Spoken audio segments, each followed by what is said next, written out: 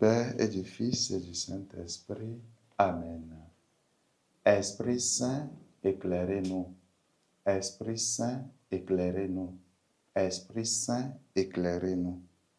De l'Évangile de Jésus-Christ selon saint Luc, au chapitre 13, versets 22 à 30. En ce temps-là, tandis qu'il faisait route vers Jérusalem, Jésus traversait villes et villages en enseignant.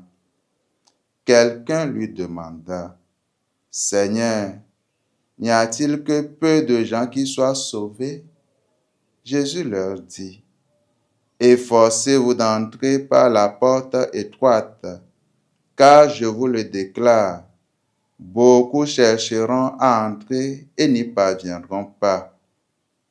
Lorsque le maître de maison se sera levé pour fermer la porte, si vous, du dehors, vous vous mettez à frapper à la porte en disant, « Seigneur, ouvre-nous », il vous répondra, « Je ne sais pas d'où vous êtes. » Alors vous vous mettrez à dire, « Nous avons mangé et bu en ta présence, et tu as enseigné sur nos places. » Il vous répondra, « Je ne sais pas d'où vous êtes.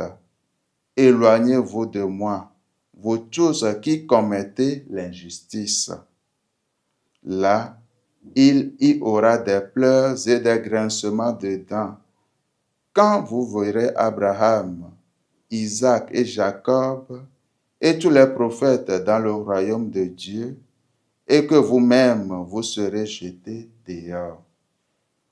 Alors on viendra de l'Orient et de l'Occident, du Nord et du Midi, prendre place au festin dans le royaume de Dieu. Oui, il y a des derniers qui seront premiers et des premiers qui seront derniers. Acclamons la parole de Dieu. Louange à toi, Seigneur Jésus. Seigneur, n'y a-t-il que peu de gens qui soient sauvés?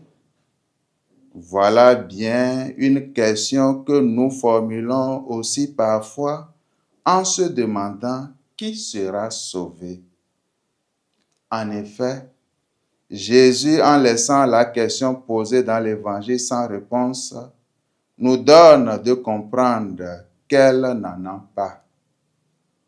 Alors, le plus important pour chacun, c'est que peu importe qu'il y ait un grand ou un petit nombre, notre préoccupation doit être de nous efforcer à en faire partie. Dieu ne cherche pas la quantité, mais la qualité. C'est cela la porte étroite, celle où ne peuvent passer que des personnes répondant à des critères spécifiques. Connaître le Christ, c'est certes la base, mais ce n'est pas suffisant. Alors la question importante aujourd'hui, c'est comment nous efforçons-nous à vivre selon la parole de Dieu et comment utilisons-nous au quotidien les connaissances que nous avons de Jésus. Préparons-nous vraiment notre ciel dès maintenant? Notre vie est-elle en accord avec la foi que nous professons et surtout en accord avec la parole de Dieu?